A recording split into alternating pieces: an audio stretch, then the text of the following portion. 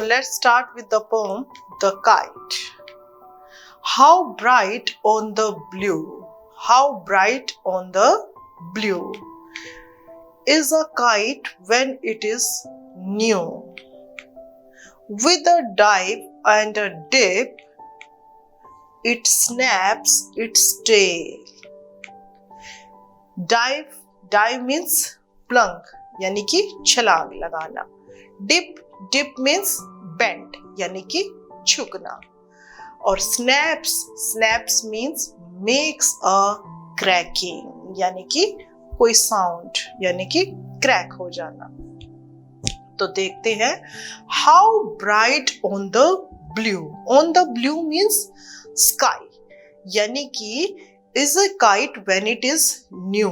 जब कोई काइट, जो पतंग है, जब वो नई होती है, तो how bright, कितनी चमक रही होती है, on the blue, यानी कि on the sky. जब हम कोई पतंग जो है बिल्कुल नई लेकर आते हैं और उसको जब उड़ाते हैं आसमान में, तो वो कितनी ब्राइट होती है, कितनी चमक रही होती है. With a dive and a dip, it snaps its tail.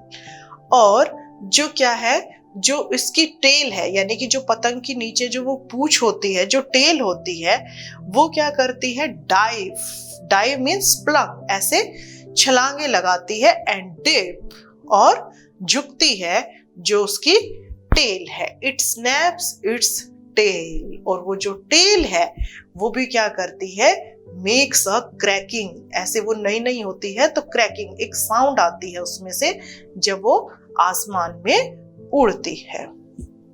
तो क्लियर हुई आपको ये लाइनें? एक बार दोबारा से देख लेते हैं. How bright on the blue is a kite when it is new.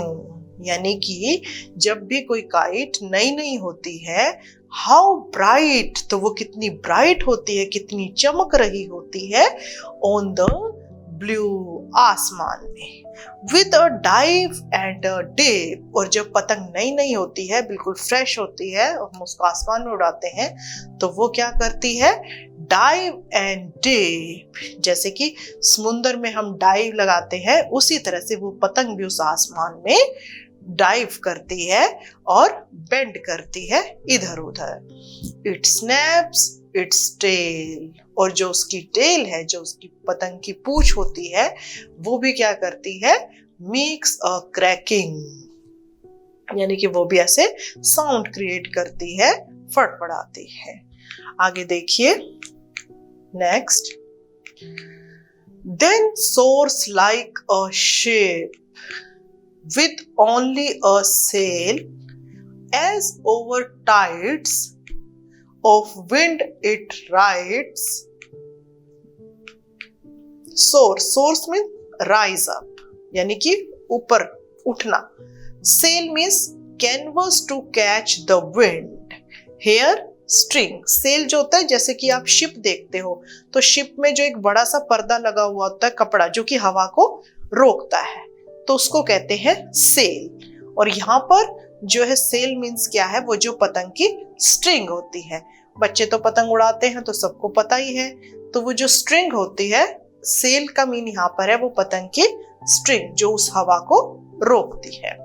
तो अब देखते हैं इन लाइंस को. Then soars like a ship, यानी कि जो पतंग है वो सोर मतलब राइज अप होती है, लाइक ए शिप. जैसे कि समुद्र में जहाज जो है सोर करता है, यानी कि ऊपर उठता है पानी के भाव के साथ, उसी तरह से जो पतंग है वो भी क्या करती है, आसमान में राइज अप होती है, ऊपर उठती है. विद ओनली ए सेल, यानी कि जो शिप है वो सेल की मदद से समुद्र पर चलता है, और जो पतंग है वो अपनी स्ट्रिंग की वजह से आसमान में और ऊपर उठती है.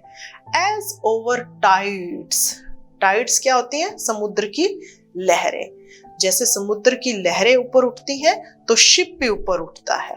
और आसमान में ऑफ विंड इट राइड्स, जैसे जैसे हवा तेज होती है, तो जो पतंग है वो भी क्या है, और तेज ऊपर उड़ती है. यानी कि इस पोएम, इन लाइंस में जो पोएट है वो जो पतंग को एक शिप से कंपेयर कर रहा है कि जैसे समुद्र में एक शिप जो है, जब टाइड्स आती हैं, जब लहरें उठती हैं, तो शिप भी ऊपर की तरफ जो है उठता है। इसी तरीके से जब आसमान में हवा चलती है तो पतंग भी उतना ही ऊपर उड़ती है। आगे देखते हैं tides, high waves.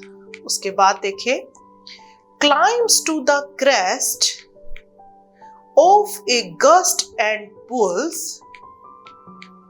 then seems to rest as wind falls. Crest means the top of the mountain or hill. यानी कि जब हवा तेज होती है तो पतंग भी ऊंची उड़ती रहती है। Climbs to the crest, और वो कहाँ पहुंच जाती है? टॉप ऑफ द माउंटेन और हिल, यानी कि पहाड़ी के ऊपर। Of a gust and pulls, gust means rush, stormy, ठीक है, मतलब कि of a gust and pulls then seems to rest. और जब वो ऊपर पहाड़ों के ऊपर पहुंच जाती है तब क्या होता है? ऊपर पहाड़ों पे कब पहुंचती है? Of a gust and pull. Gust मतलब जब कोई स्ट्रॉमी विंड आती है, यानी जब तेज हवा चलती है तो पतंग भी उस हवा के साथ पहाड़ों पर पहुंच जाती है। Then seems to rest as wind falls, और जैसे ही हवा कम हुई, यानी कि हवा रुक जाती है, तो पतंग भी क्या होती है? सीम्स टू रेस्ट, यानी कि पतंग भी रेस्ट की पोजीशन में आ जाती है। एक बार दोबारा से देखते हैं इन चारों लाइन की explanation. Climbs to the crest of a gust and pulls. Climbs to the crest यानी कि टॉप में, पहाड़ों के या माउंटेन के या हिल के टॉप पे चली जाती है। Of a gust and pulls, gust and pulls मतलब जब कोई स्ट्रॉमी विंड आती है, जब तेज हवा आती है तो पतंग भी उस हवा के साथ पहाड़ों के टॉप पर चली जाती है। Then seems to rest as wind falls, और जैसे ही हवा कम होती है यानी हवा रुक जाती है तो वो पतंग भी क्या होता है? रेस्ट की पोजीशन में आ जाती है।